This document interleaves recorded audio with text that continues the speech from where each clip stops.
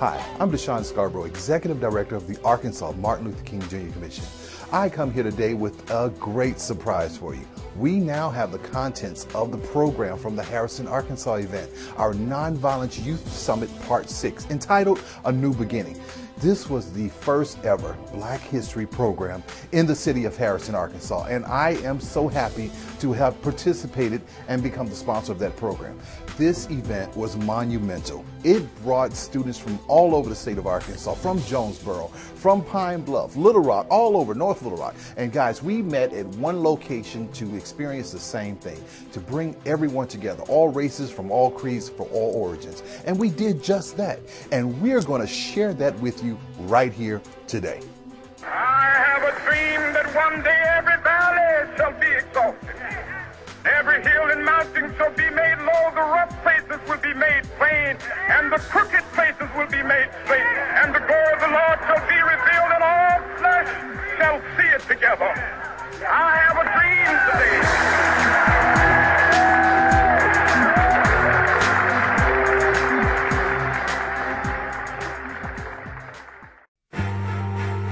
Coming home can be hard if you're a veteran of Iraq or Afghanistan. You may feel like you're all alone, but you're not alone. At IAVA.org, your fellow vets are all around you.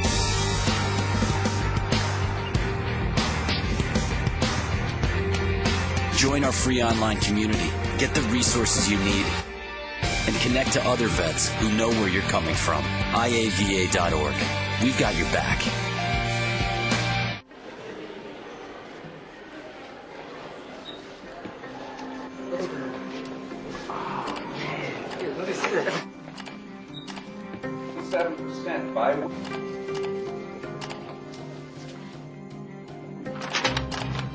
Once you post your image online, you can't take it back.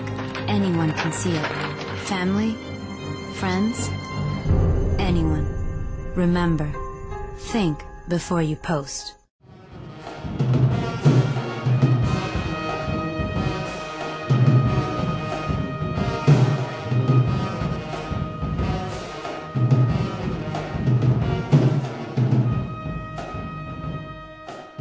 I've never been to one of these before, so hopefully it goes really, really good. It looks like a lot of people are here, so I hope it goes well and that we learn something.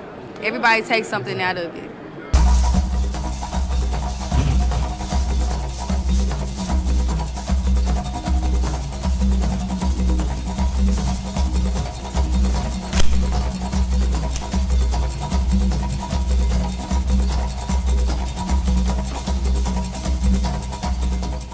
I'm just glad they're all here. I think the kids are where it's at today. We've got to get the youth to change their attitude and realize that, everybody's different. It doesn't matter the color of your skin, the kind of clothes you wear. Everybody's different, and everybody needs to learn how to get along. It was grace that saved a wretch like me. Through many dangers, toils, and snares, we've already come. It was grace that has kept me. All of us. Oh yes, grace has brought us a mighty long way. You know, that's why we need to learn how to be patient and caring and loving to one another. And if you don't understand me, just sit down and get to know me. You'll find out that we can make it together if we try.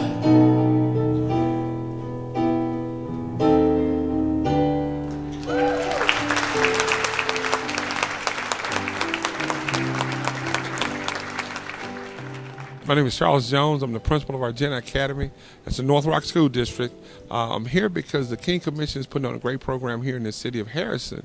Bringing the youth here, and coordinating things with the city of Harrison and the youth and the people here. Just bringing an activity here just to show that we're all one, we're all united, and that everything's possible if we just work together.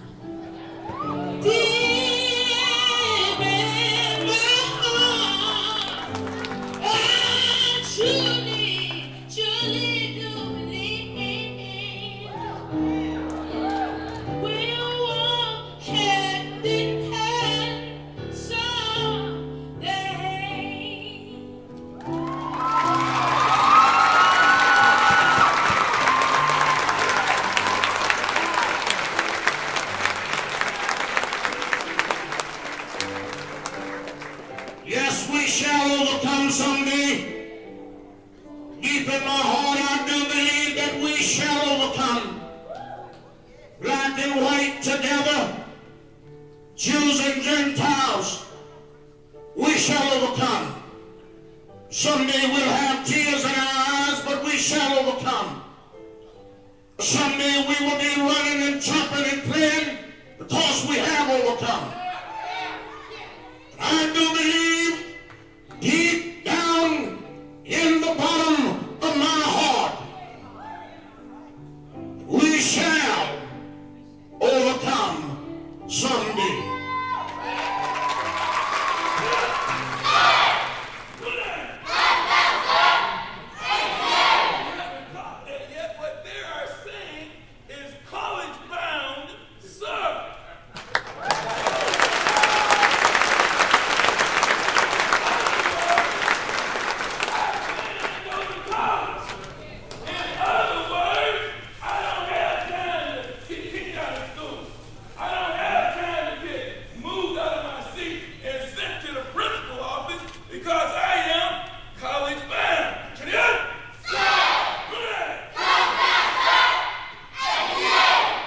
To thank you for coming, and we are pleased to announce that this day, history has been made here in Harrison, Arkansas.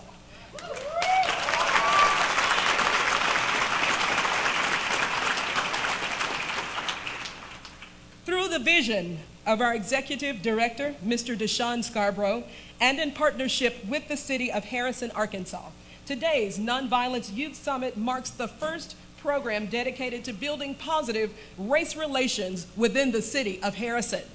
As Dr. King eloquently spoke before thousands of people on April 3rd, 1968, at the height of the civil rights movement, the threats of Jim Crow, the shadows of the Montgomery bus boycott, and 11 years after 9 black students integrated Little Rock Central High School, he dreamed of a world, a country, a nation, a city, a community, where each person would be judged not by the color of his skin, but by the content of his character. Division of Youth Services mission is to, well, actually, when a young person commits a crime or gets in trouble, goes to court, the court places them in our care.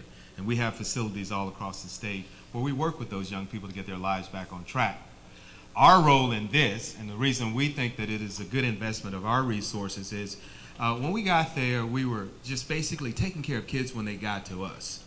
And then we sort of had a paradigm shift to now try to be more proactive to our members in law enforcement who are here, try to invest more money in the community, invest money in programs like this, and programs like what you saw these young people doing in Taekwondo, and on and on and on. Big Brothers, Big Sisters, Boys and Girls Clubs, and try to help kids to not make those bad choices so that they never have to come to DYS. And we're proud to say that we have had a reduction in young people who are incarcerated. We have fewer kids, fewer young people in our juvenile detention facilities. We've reduced the number of beds in our largest facilities. We're investing more money into the community. We're doing it because of the children, those of you in this room, are our future, and others just like you all around the state. Anytime I go places, I like to leave you guys with something. So are you ready?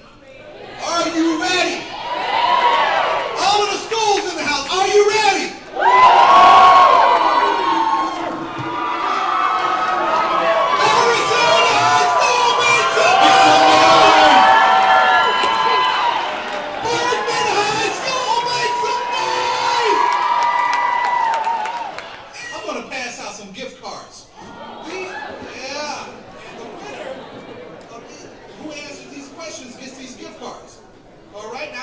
For Sonic, I have some for Walmart, I have some for Burger King. The first question is, who can name or give me the name of Dr. King's wife? Right here, this young man. He said,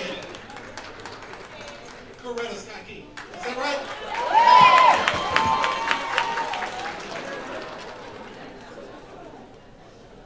Give it up for this young man, all right? All right. Next question. Good morning. My name is Mark Martin. I work for Entergy Corporation here in Harrison, Arkansas. I'm a customer service manager.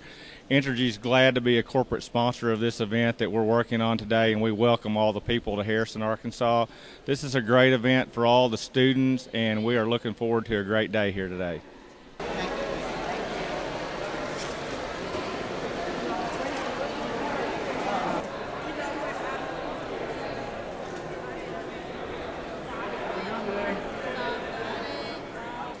My name is Wayne Covey. I'm the Director of Operations for Olive Garden Restaurants in Arkansas, and we've been very proud to partner with the King Commission and for the last 3 years.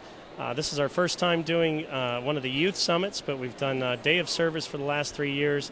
We feel like the King Commission is an excellent organization to be partnered with, and we're just very proud to be a part of this today here in Harrison.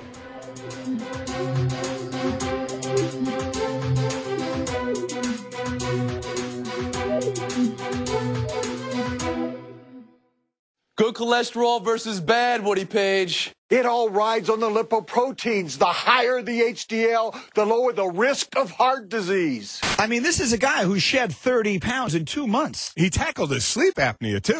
High blood pressure's weak. 150 over 95? Bench the salt. The pass down low? Now that's a clean colon. If only you followed your health the way you follow sports. For a complete list of the tests you need and when you need them, go to ahrq.gov/realman.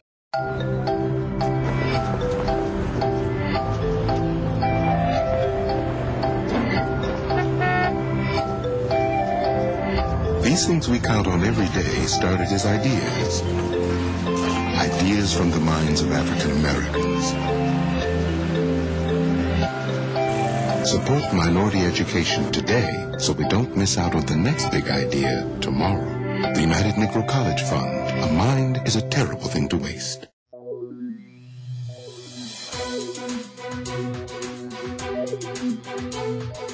I'm Gwen Gresham. I'm the Vice President of Learning at North Arkansas College, and I'm here to welcome all of our guests from around the state. We are so pleased to have these students and their sponsors and our honored speaking guest here on North Ark's campus. This is a real opportunity for us.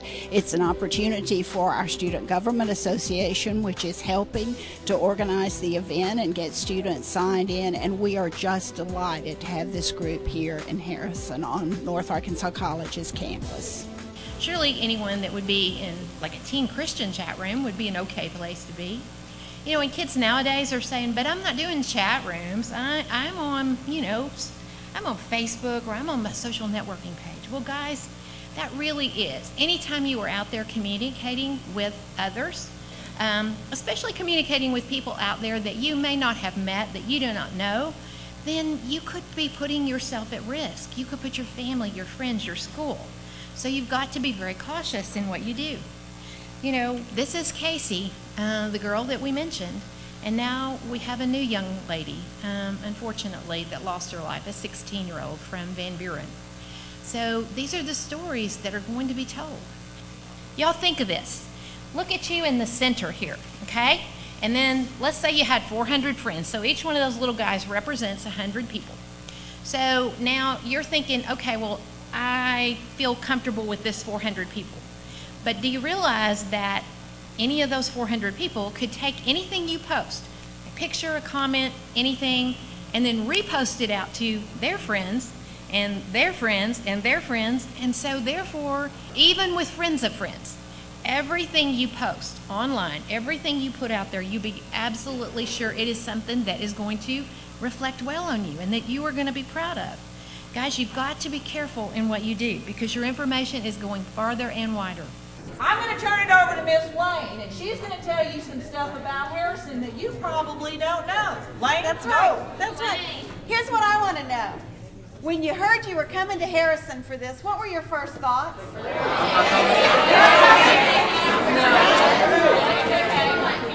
was your first thought? It's not that exciting since you're kind of, it's just like right beside it, so it's just like, oh, we're going to Harrison. Right. And you said you my God. And you said you didn't want to come.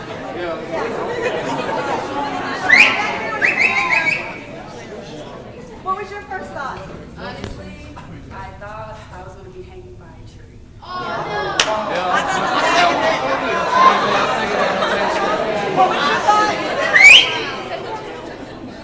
was your thought? Do you have up your hands when you all have your... Same thought. Same thought?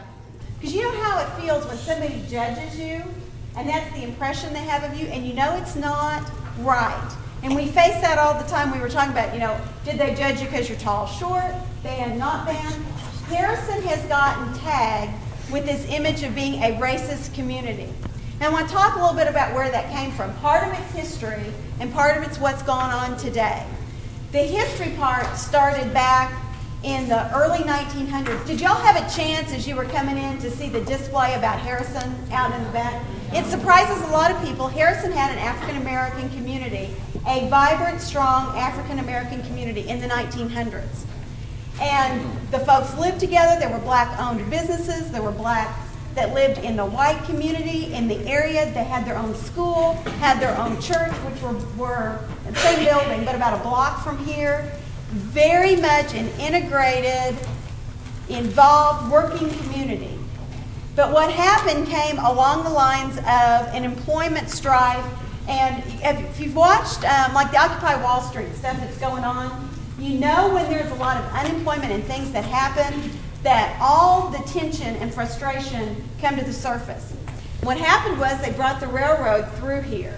And in the early, they raised, something like $30,000, which is in the millions today, to try to get the railroad through Harrison, because if you were a town on a railroad, you were something. The community had been part of this. When the railroad building stopped, though, all these workers that had been brought in to work on the railroad were let go. So you have all these kind of unrooted, unemployed people in the community. And people got very nervous over that and very shook up. In two different times, in 1905 and 1909, there were acts of mob violence in Harrison that ended up, over those two times, running almost all the African Americans out. They left their homes, they left their businesses, they left and went to Fayetteville, Eureka, Springfield, Tulsa, left this area, and we lost that community that was ours, our African American community. We had just one lady that stayed, who said she was born here, she stayed with the family she was close to and never wanted to leave. We even have a scholarship today to honor her for the fact that she stayed in our area. It had to be fate almost, I think, that brought it all here, because our Harrison Convention and Visitors Bureau came up with the idea of inviting the Martin Luther King Commission. And when they called and talked to the representatives there, they said, we had thought about having one in Harrison.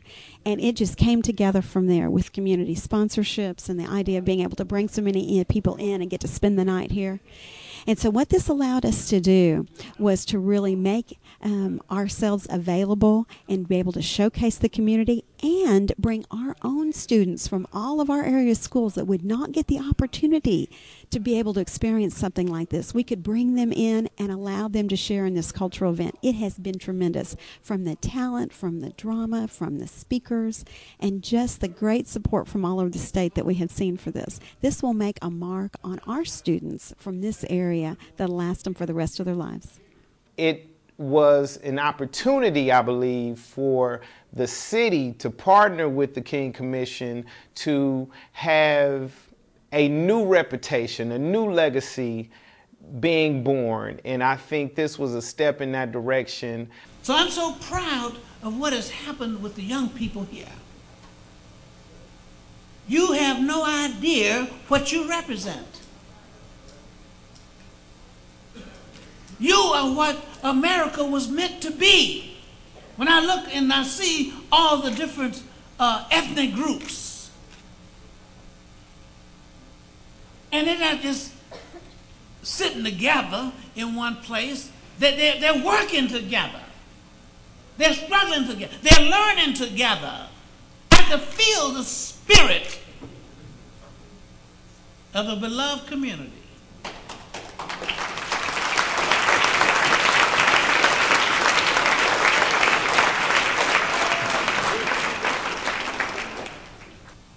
Let me break it down for you in a few minutes.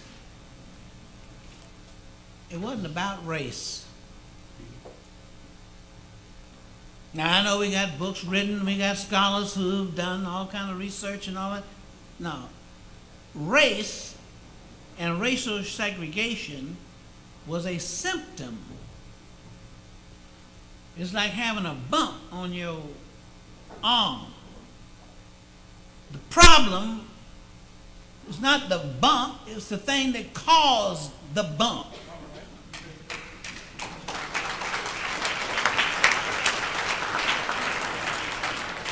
There's some people who are bumpers. They are too wrapped up in the bump. Because, yeah, we used to do the bump. I remember that too. The problem is that there are some people who feel that they are better than other people. And guess what? They're not the masses. There's just a few who are in control. All right? It wasn't the masses of people. You know how I know? No sooner than the bus is desegregated and the lunch counter desegregated, I ain't seen no riots among no white folks coming down demanding that they want to. They went and ate like everybody else.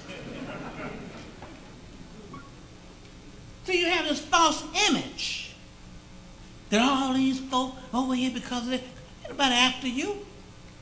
It's a few people that try to control everybody. And guess what? They're not dumb. They're very smart, but what you got to do is understand how they think. That's the thing you have to do. Not what they think, but how they think. Like, for example, segregation for the most part has been horizontal. You know what horizontal means? Been like this, not vertical. In other words, it's sitting down is where the problem comes for them. You could ride the same bus, but you had to sit in the back, and other folks had to sit in the front. Listen to my language now. Some folks had to, by law, sit in the back. Other folks, by law, had to sit in the front. You think white folks were free to go sit where they want to? That's what I'm talking about. Those little white boys used to get on that bus and try to run to that back seat and get their arm all snatched out their shoulder. Get back up here. So that has been the problem. They didn't want folks to sit down because when you sit down, there's a possibility that you start talking to each other and conversing and everything, and you find out things that you didn't know. You're looking at the difference in terms of color and hair and lips and stuff, but when you sit down and talk, you find out that you have more in common than differences.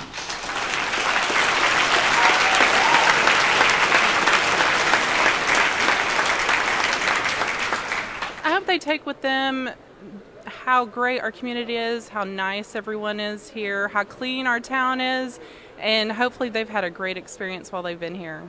I want to thank the mayor and all of the leaders here in Harrison for the vision, for inviting us to be here. Has this not been a great day? Has this not been a great day? All right. So we thank everyone, Chris Ramsey, everyone who had a hand in this. This has been a wonderful day. I'd say that this has been the best nonviolence youth summit that we've had so far. They just keep getting better, and we all owe it all to those who made it happen and those of you young people who are standing here today. And I appreciate you young people out here today because it's so important. If you don't take what you have learned and gained from this event back to your schools, back to your towns, that it dies here. But I know that you're not going to do that. It's not going to die here today on this street. It's going to go back and it's going to go into your schools and your communities. And that's to where you are to be commended. Actively following in the footsteps of one of America's greatest leaders, Dr. Martin Luther King Jr., with the intent to become ambassadors of peace and leaders within their own communities. The greatness of Dr. King's dream is that he envisioned what was possible, believed it was achievable, and expressed it with eloquence. We all come together as a community and say, no more. No more will we allow our city of Harrison to be stricken with negativity. No more will we believe that the bad rumors and innuendo about Harrison, Arkansas. No more will we allow one person to make our city look bad while they throw rocks and hide their hands. No more while registering P.O. boxes in the city of Harrison when you actually don't live here. No more will we allow this to happen right here in our city. The mayor says no more. The city of Harrison says no more. Our youth today say, from now on, Harrison will be known as a town of unity. Harrison will be known as a town of racial diversity. Harrison will be known as a town of multiculturalism. Follow me to a beginning, a new beginning. Follow me as we teach love and get rid of hate. Follow me as we teach our youth to pick up books and put down bullets. Thank you so much for having us here in Harrison. Dr. King once said, "I have a dream that my 4 little children will one day live in a nation where they will not be judged by the color of their skin, but by the content of their character." And you know what, folks? That's what we did today. We brought everyone from this racist stigma that hung over the head of Harrison, Arkansas, and brought in a program, the first ever Black History program right here to Harrison, Arkansas, and entitled the Nonviolence Youth Summit Part 6 from the Arkansas Martin Luther King Jr. Commission. Please continue to follow us at www.arkingdream.org or contact us at 1-888-290-KING.